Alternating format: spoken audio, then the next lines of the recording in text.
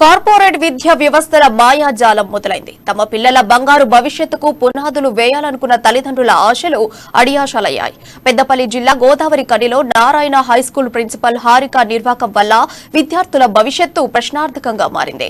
పిల్లల తల్లిదండ్రుల నుండి ఫీజుల పేరిట 15 లక్షలు వసూలు చేసిన ప్రిన్సిపల్ హారిక విద్యార్థులకు ఎలాంటి ఆన్లైన్ గుర్తింపు చేయలేదు.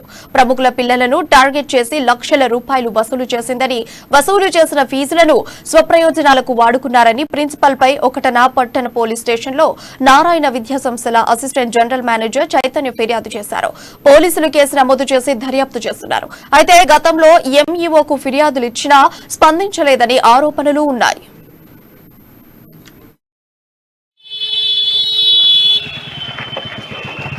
నా పేరు రవికుమార్ అండి. మా ఇద్దరు పిల్లలు నారాయణ స్కూల్లోనే చదువుతున్నారు. పాప 5th క్లాస్ చదువుతుంది, బాబు 3rd క్లాస్ చదువుతున్నారు. ఇద్దరికి కలిపి 57,000 ఫీజు చెప్పారు ప్రిన్సిపల్ గారు.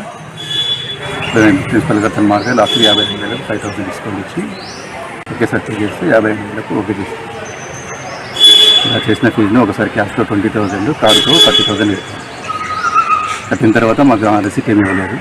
బాబుది మాత్రం ఫీజు ఆన్లైన్లో చూపించింది, పాపది ఆన్లైన్లో చూపించలేదు. ఎన్కనెక్ట్ యాప్లో బాబుది చూపించట్లేదని మేడం ఎన్నోసార్లు అడిగాను. అడిగితే మరి లాస్ట్ ఇయర్ 5,000 ఫీ డ్యూ ఉన్నది, ఒకవేళ ఇప్పుడు మనం ఆన్లైన్ చేస్తే ఆ 5,000 ముందు కట్ అవుతాయి కాబట్టి మేము ఆన్లైన్ చేయలేదని చెప్పారు. దీని గురించి ఏజీఎం గారు ఉన్నప్పుడు కూడా ప్రిన్సిపల్ మేడం గారు అడిగారు. ఏజీఎం గారు కూడా ప్రిన్సిపల్ గారు అదే డిస్కౌంట్ విషయం నుంచి మాట్లాడుతున్నారు. ప్రిన్సిపల్ గారు పైనుంచి అప్రూవల్ లేకుండా డిస్కౌంట్ ఇచ్చారు. ఇప్పుడు పైనుంచి